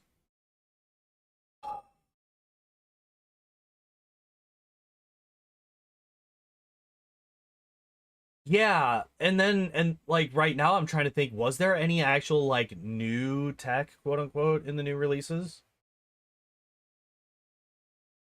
Like this is what I'm talking, like I think that my point was invalid.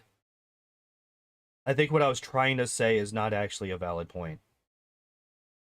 I can't remember what the jumping off point was, so I'm going to assume that what I was talking about was bullshit. It's a pretty safe assumption.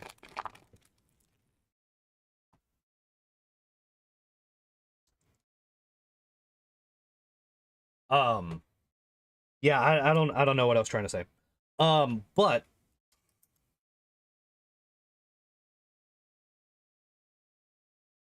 oh shit, that's okay. Fine.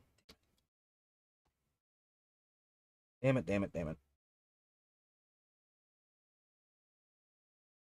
Everything needs to be moved back.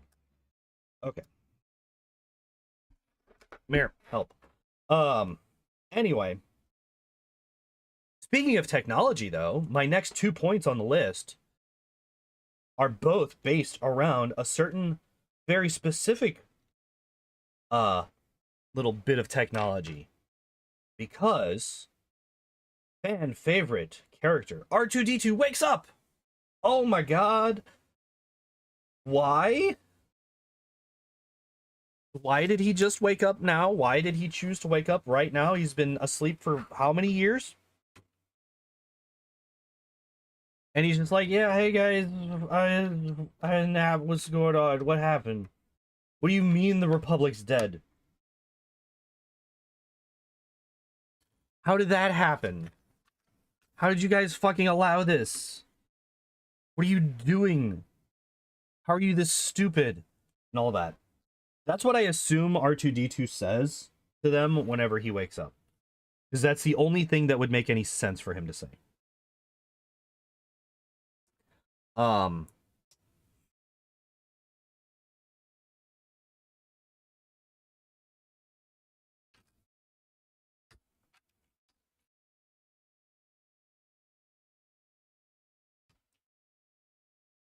So Yeah, R2D2 wakes up. There's absolutely nothing that prompts him to wake up. BB-8 has been there for a long time, so it's not like he woke him up. The only difference is that Ray shows up, which, if that's the actual reasoning behind R2D2 waking up, is because Ray showed up, that's fucking nonsensical. And is also really fucking funny that Leia's leading a second rebellion. Leia was leading a. I keep saying reading. Leia was leading a second rebellion before the Republic fell. It's like, why is it just not the Republic? Why are we just not the army of the Republic? Oh, because we did that already. But wait, why are we a rebellion? Because we did that already too. Like,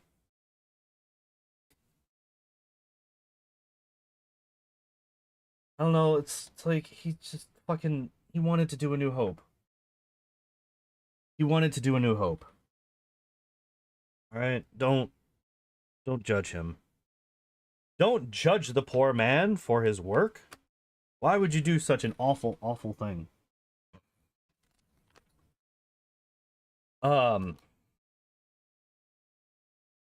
Be racist? Judging people for the labor that they create. Stop falling. Get out of here. You two, get out of here. Oh shit, are we actually gonna get some fucking figures? Oh my god, we're gonna have some stormtroopers here next time? Box 10 has stormtroopers in it. And a lot more seats, apparently. Apparently we're getting to the chair bags. We're getting to the chair bags. That's what we're doing. Yeah,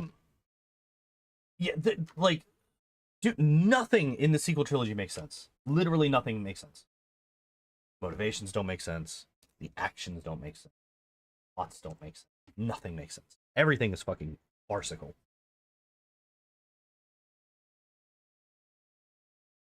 Get on there. What the hell is this? What is this? Where did this even... This is not even a thing. This is a piece. This is a piece. Looks like a little padlock, right? A little circle there, a little square bit on the bottom. Looks like a padlock. It's the only piece of its kind that I have seen.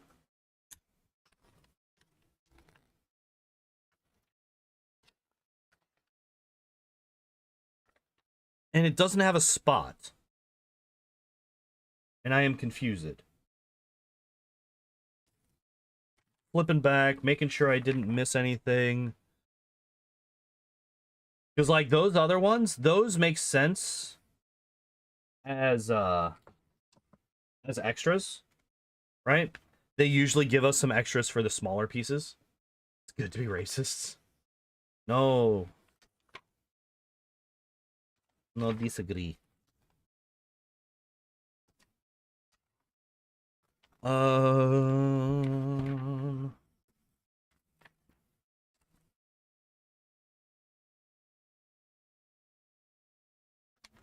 There's like, there was some real weird stuff with coloring going on here. I don't know if I was just given the wrong pieces in the bags, or if the pages were just off. Yeah, no, there's literally nothing. There's literally nothing about this at all whatsoever. Okay. Sure, why not?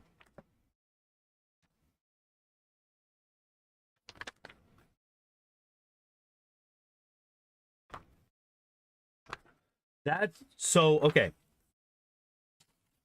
That is profiling, it is stereotyping, it is slightly different than racism. Racism would be, despite their actions, you judge them based on like grouping. There's a difference between judging somebody based on actions and judging something based on appearance. Um, and it is a fine line. It is definitely a fine line. I'm just gonna bookmark this because I don't want to get into another bag when I got fucking 15 minutes left. Here, let's go back this. I actually got a fair bit done today. I'm quite proud of that. So these here's my thoughts on that particular topic. Um, so there is a line. It is a very blurry line. It's very fuzzy, but there is a line between judging somebody because like racism to me, like well, okay, so like the actual definition is literally just like thinking that one race is superior to another. Period. Right? um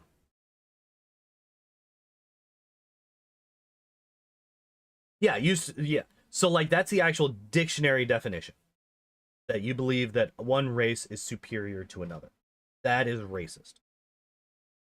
What racism tends to mean nowadays basically depends on who the fuck is saying it, which is fucking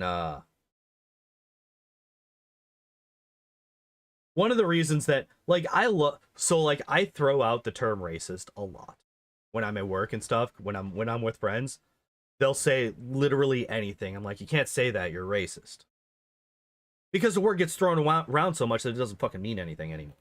Like that's one of the reasons that I really hate when people just throw that word around um for very tiny things. um like fucking, I mean, hell, like if we pull up my most recent Twitter post. Let's pull up my Twitter post, huh? Do this. Do this. I'm gonna show you a thing. I'm gonna show you a thing. All right. We're gonna show this. All right, so this is my most recent Twitter post. The only one that I've made since fucking February. I made this back in September. All right. Now, this is a shit post. I don't actually think that egg whites are racist. However, there is so many times where people will say shit like this and mean it.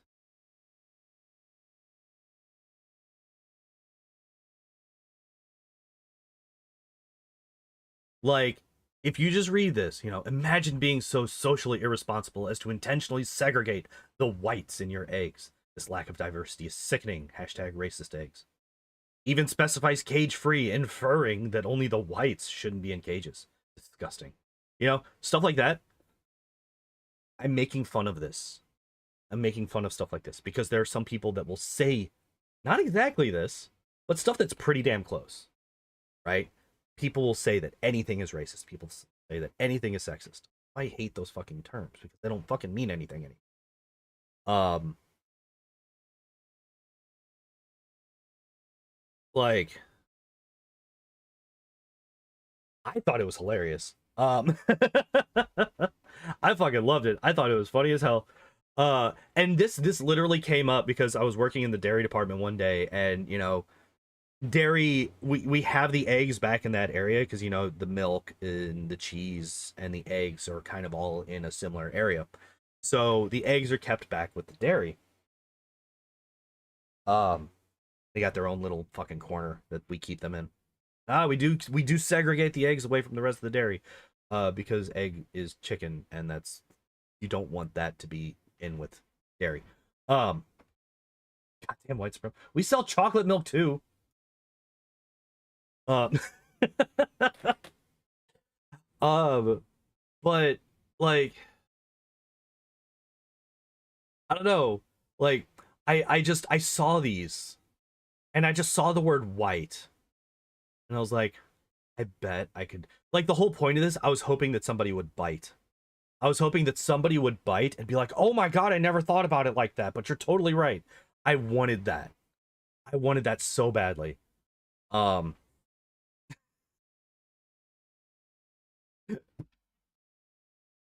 but it didn't happen. It didn't happen. I just thought that that would be so fucking funny if I actually got somebody to be like, "Oh my god, egg whites are totally fucking racist."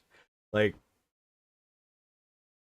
but yeah, so like going back to what we were saying, like I just I hate the term. I hate using racist or sexist or any of the ists or phobes or any of that stuff.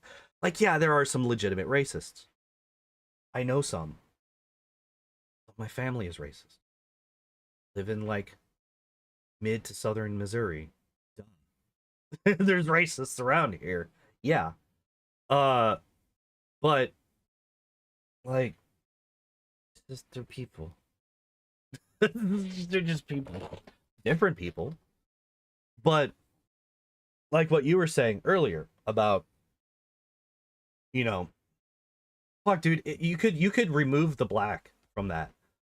You see a rowdy, you see rowdy young men talking gang lingo in a dark alley. You avoid it. Yeah, I would. Yes, I would. Not because of the color, but because of the actions that they're taking. Yes, acting like that and speaking like that does inform me as to what kind of culture you are into, what kind of things you may idolize. Now, this could be wrong, but these are first impressions. First impressions are important. First impressions can also be wrong as fuck. But I'm also, like, for me personally, I don't want to be around people that are fucking super loud and super rowdy, period. Like, it doesn't matter. Like, that's just really annoying to me. Um, but yeah, like, it's all just like,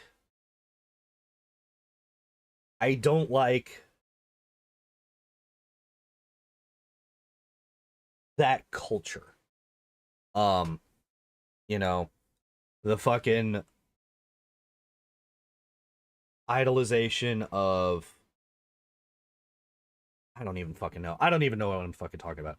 But like, but that is that, like, that kind of ignorance is part of what breeds racism, right? It breeds that kind of bigotry. Is that ignorance, that lack of knowledge of,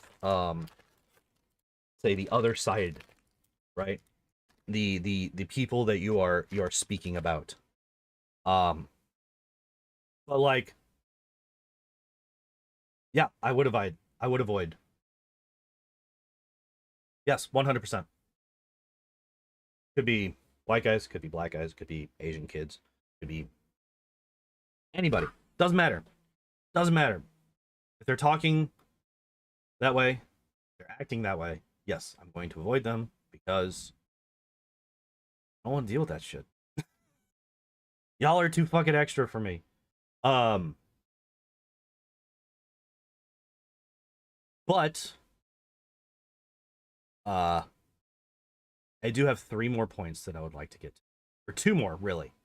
Because we already talked about R2 getting waking up for no reason. We got 2 more points. We are actually going to finish this tonight. Um, so the last actual contrivance, and not just really stupid decision made, is, oh hey, that thing that C3PO set up earlier in the movie, where it's very unlikely for R2D2 to actually have the map. Well, he does. He's the only droid in the entire Galactic Republic, apparently, that has the full map of the galaxy, which is just fucking what, but it's fine. Um, yeah, so he's the only one that has a full galactic map. He's the only one that has the info needed, and he just happens to wake up at the end of the movie because fuck it, why not? That is the final contrivance. But there's one more major fucking problem. Now, people that have seen this movie, who is it that goes to find Luke Skywalker? Actually, you can read it. I forgot that I had this pulled up. I forgot that I was showing this. Yeah, you can read it. Who goes to see fucking Luke Skywalker at the end of the movie? His sister? Maybe? Maybe his sister? No? What do you mean his sister didn't go? What do you mean his sister didn't go? What do you mean they sent this person who nobody but one person has met? One person that they can currently speak to has ever met Rey. And that is Finn, a defecting stormtrooper. Now, I'm not saying that the whole First Order's thing, this entire movie, has been to get to Luke Skywalker. I'm not saying that maybe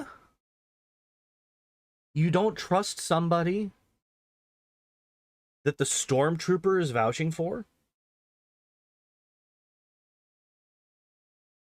I'm not saying that y'all may have just sent an assassin to Luke Skywalker with just Chewbacca.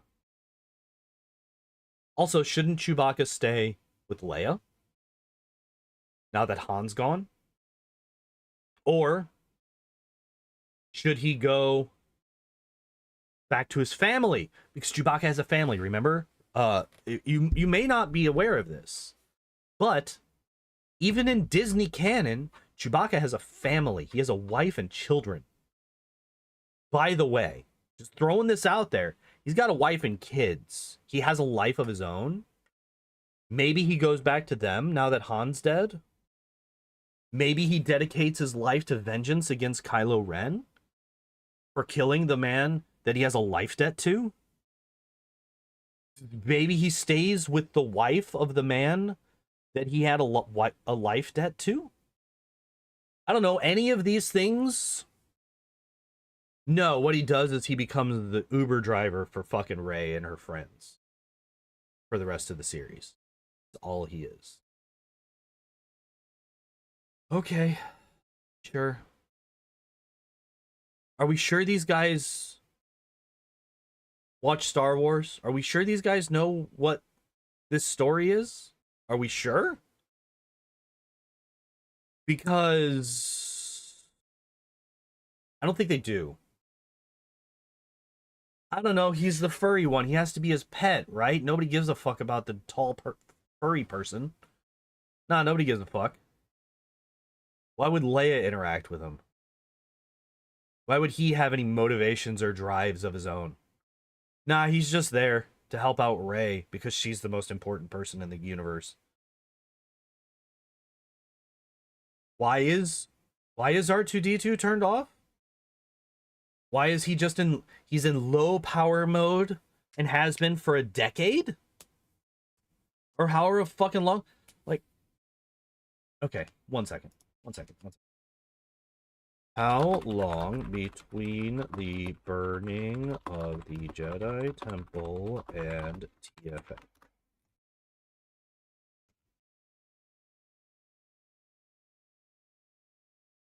Okay, 30 years.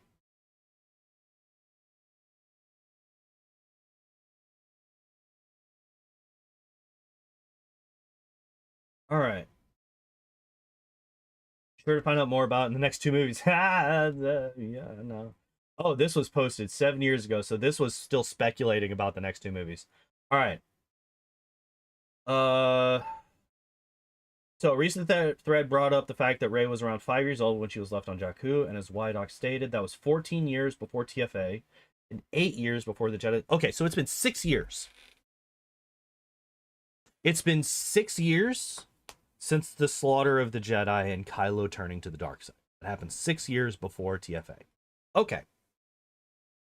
I'm taking this as canon.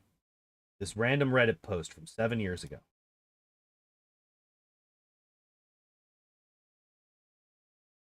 Oh, look, I could do TFA. I can't do Last Jedi. A, because I actually can't. I don't have the Blu-ray, and I'm not going to buy it. Right? And B, because I can't put myself through that movie again. I don't wanna. I don't wanna. Y'all can't make me. Y'all can't make me do it. I don't want to see that fucking pile of shit again. Um.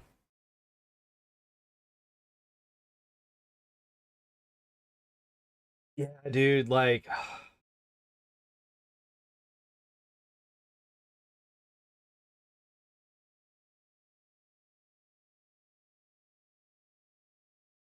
God.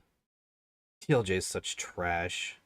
No, don't you get it? Luke was always gonna head to that direction. No, he fucking wasn't. No, he fucking wasn't. It's because you guys like people being. You can't make me. Yeah, damn right. Y'all can't make me. Nope. Nope. You know what movies I'm gonna be watching this weekend? Picked them up yesterday. What movies I'm gonna be watching this weekend? I'm gonna be watching Equalizer. I got the full trilogy. Them fuckers have been staring me in the face at my work for like a week now, and I finally broke down and bought them. I'm gonna watch me some Equalizer, some Denzel Washington, some goodness. I've seen clips. I've seen clips online from those movies. I've seen some of the scenes, and goddamn, are they fucking satisfying. I can't wait to watch it. I'm so looking forward to it. We will definitely be talking about those next week. Um,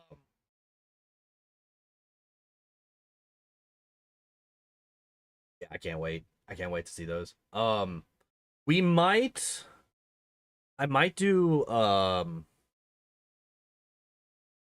might also rewatch the OT again because I recently watched A New Hope and Empire Strikes Back, but I didn't get a chance to watch the Return of the Jedi. And by the time I had a chance to watch movies again, I had kind of like my brain had moved on, and I didn't go back and pop that last movie in. So I would like to watch those again. I definitely won't be going through them. Well, there's just not as much contrivance and shit in those movies. So like if I were to try and do the same thing that I did with TFA, I would have very, very little to work with. Equalizer, it is, so the main character is very much like a Liam Neeson from Taken style character. From what I've gathered from the scenes that I've seen. He is like ex Black Ops wet works type guy who now lives a normal life. Some bullshit goes down and he's like, all right, I'm gonna fuck some people up. I'm gonna do it. And yeah, I don't know all the details about the movies. Like I said, we can talk about them better next week once I've actually seen them. But goddamn, I'm looking forward to this weekend. Just sucks that I picked it up. I'm like, yeah, I can't wait till the weekend. Yesterday, or I guess technically this morning when I picked him up. And then I realized that it was my Monday. So it's literally the furthest away that I could get from my fucking weekend again. But yeah, I'm looking forward to seeing them movies again. I can't. Well, again, seeing those movies. Can't wait. I'm gonna enjoy it. But speaking of things that are happening in the much nearer future, it's now 9 o'clock. I have to go and get ready for work. So, I'm gonna go. Tomorrow, no stream. Thursday. Don't usually do streams on Thursdays. Friday, we rolled up Pinsir as our Pokemon for the week. So that's gonna be interesting. I hope that he's better than Scyther. Scyther has some very serious issues in Gen 1. I hope that Pinsir is better suited for the run. Otherwise, we might run into some issues. Specifically the ghosty type point. But yeah, that's gonna be Friday, and then Saturday we're gonna be doing our very first Undead Companion review of their auto builds in Wrath of the Righteous. The poll is still going, still ongoing, to determine which order we're gonna go in. So if you haven't yet done so, check out the channel. You might have to scroll down a bit. I don't know how to link to polls and channel posts in chat here. I don't even know if you can. But yeah, if you scroll in my channel, go to the community tab, I think it should be one of the first posts. Go in, get your vote in, tell me which one you would like to see me review first. And yeah, that'll determine which order I go in. But yeah, I'm gonna go. Thank you everybody for hanging out and watching. Appreciate y'all as always. Had a lot of fun tonight, especially once y'all were able to hear me. Still can't believe the first fucking 50 minutes was muted. But yeah, I'm gonna go. Thank you everybody for hanging out. Appreciate y'all as always. And as always, I hope you all enjoyed the stream. I hope you all have a good evening. I hope to see you next time. Bye bye.